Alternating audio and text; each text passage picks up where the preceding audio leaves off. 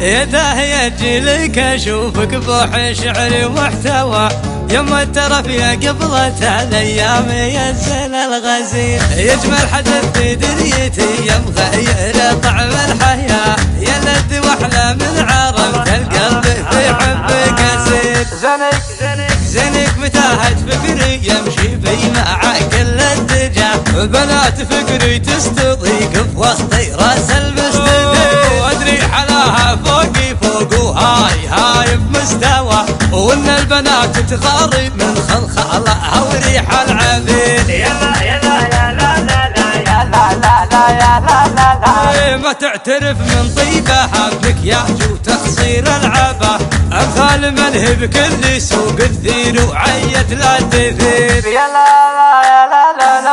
احبها وحبي لها ما وصفه وصف الرواه ولا وصفه شعر الفرس تقوى الملوح معجنين من فلسفه وعولمه والعلم يوصل من دها اميرتي راحت يديها كأنها قطعة حرير اميرتي راحت يديها كأنها قطعة حرير في عينها اليمنى اشوفه مالي وكفاح ونجاه وفي عينها اليسرى اشوف الدم والسيف الشطيق يا لا يا روحي يا منى قلبي ويا مركز غلا استاذنك ربط الحزام بجوي الصاف بنطير يستاذنك ربط الحزام بجوي الصاف بنطير يا لا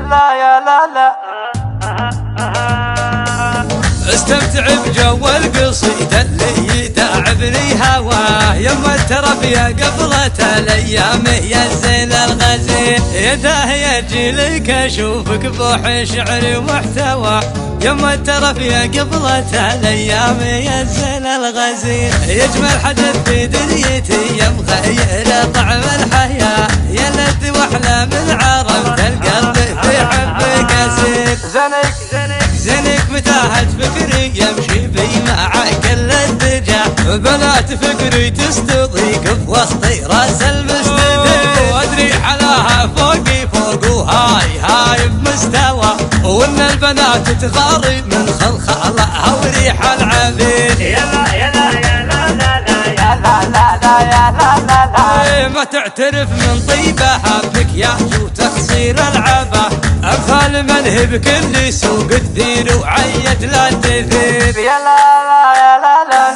احبها وحبي لها ما وصفه وصف الرواه ولا وصفه شعر الفرس تقوى الملوح معجنين من فلسفه وعولمه والعلم يوصل من دها اميرتي راحت يديها كأنها قطعة حرير اميرتي راحت يديها كأنها قطعة حرير في عينها اليمنى اشوفه مالي وكفاح ونجاه وفي عينها اليسرى اشوف الدم والسيف الشطيق يا روحي يا منى قلبي ويا مركز غلا استاذنك ربط الحزام بجوي الصاف بنطير يستاذنك ربط الحزام بجوي الصاف بنطير يا لا